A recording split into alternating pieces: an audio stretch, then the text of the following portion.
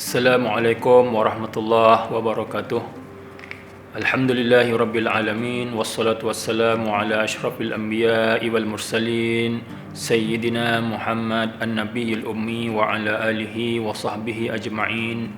Rabbi syrah li sadri wa yassir li amri wahlul 'uqdatam min lisani yafqahu qawli.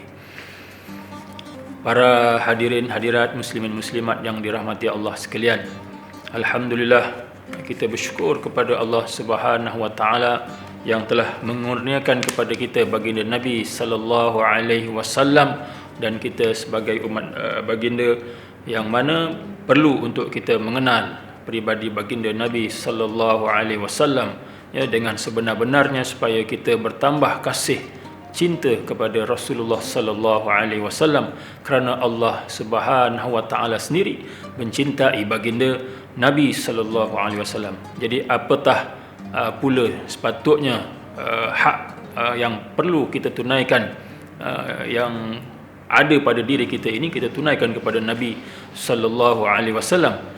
Mestilah yang bila Allah taala sendiri telah mencintai baginda, kita hendaklah lebih lagi mencintai diri Nabi sallallahu alaihi wasallam. Ini berdasarkan daripada hadis Wathilah bin Al-Asqa yang berkata, aku dengar Rasulullah sallallahu alaihi wasallam bersabda, innallaha astafa Kinanah min walad Ismail wastafa Quraisyan min Kinanah wastafa min Quraisy bani Hashim wastafani min bani Hashim. Yang bermaksud sesungguhnya Allah taala telah memilih Kinanah daripada anak Nabi Ismail alaihi salam, ya, yang mana di kalangan anak-anak Nabi Ismail yang berada ya, di semenanjung Arab ketika itu, jadi dipilih Kinanah ya, sebagai yang terbaik di kalangan anak-anak Nabi Ismail. Wastafa Quraisyan min Kinanah, daripada Kinanah pula Allah Ta'ala telah memilih kaum Quraisy sebagai yang terbaik daripada kalangan Bani Kinanah. Wastafa min Quraisy bani Hashim, dan di kalangan Bani Hashim itu Allah Ta'ala telah memilih yang terbaik ya, di kalangan Quraisy ialah Bani Hashim. Wastafani min Bani Hashim, dan memilih aku daripada Bani Hashim. Artinya dari kalangan anak-anak Bani Hashim itu dipilih Rasulullah sallallahu alaihi wasallam sebagai yang terbaik di antara kesemuanya. Hadis ini diriwayatkan oleh Imam Muslim dan juga Imam At-Tirmizi di dalam sunannya.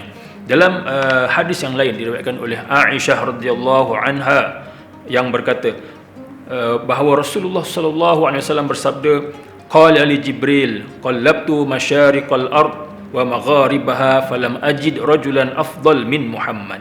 Ya, kata Jibril kepada Nabi sallallahu alaihi wasallam, ya, aku telah mengelilingi bumi ya, dari timur ke barat, dan aku tidak temui seorang lelaki yang lebih afdal ya, daripada Muhammad sallallahu alaihi wasallam. Jadi Jibril alaihissalam sendiri ya, telah membelik tengok semua tempatnya daripada timur ke barat ya, dan di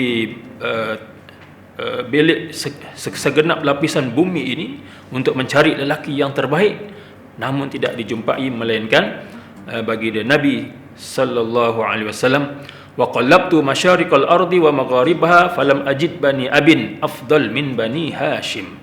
Ya, dan kata Nabi lagi, dan aku telah mengelilingi bumi dari timur ke barat, sekali lagi Jibril ya, mencari ya, membelik lapisan bumi ini, siapakah yang lebih afdal lagi. Dan kata Jibril, dan aku tidak temui keturunan yang lebih afdal daripada Bani Hashim. Hadis ini diriwayatkan oleh Imam At-Tabarani, Imam Al-Baihaqi, dan selain daripada mereka berdua, menunjukkan bahawa ini adalah yang suatu kelebihan yang Allah Ta'ala berikan kepada baginda Nabi sallallahu alaihi wasallam yang tidak ada pada orang lain. Bahkan juga disebutkan di situ kelebihan ya, Bani Hashim, yang mana Bani Hashim ini yang terbaik dari kalangan kaum Quraisy. Ini menunjukkan bahawa ya, keturunan Quraisy Bani Hashim yang mana Nabi sallallahu alaihi wasallam datang daripada mereka ini, mereka inilah golongan yang terbaik di antara umat manusia yang ada di atas muka bumi ini. Jadi tuan-tuan puan-puan yang dirahmati Allah sekalian, perlu kita mengetahui bahawa inilah kelebihan yang ada pada diri baginda yang perlu kita sematkan dalam jiwa kita, bahawa tidak ada yang terbaik selain daripada baginda Nabi sallallahu alaihi wasallam yang perlu kita jadikan sebagai contoh tauladan.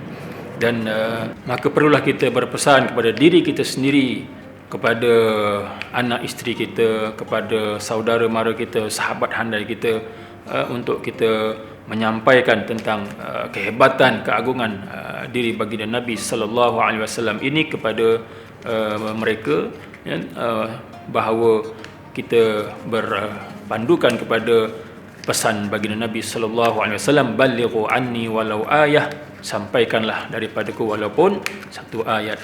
Sekian sahaja, wabillahi taufik wal hidayah. Assalamualaikum warahmatullahi wabarakatuh.